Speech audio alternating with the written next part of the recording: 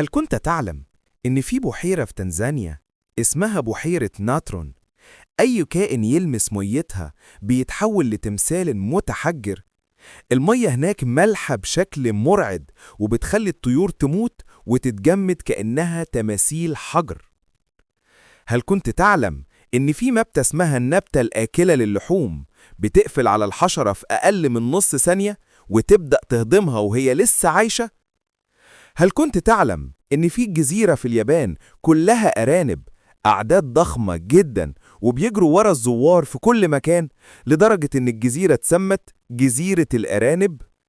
هل كنت تعلم إن في سمكة في أعماق المحيط اسمها السمكة الشفافة، دماغها شفاف لدرجة إنك تقدر تشوف عينيها من جوه الجمجمة؟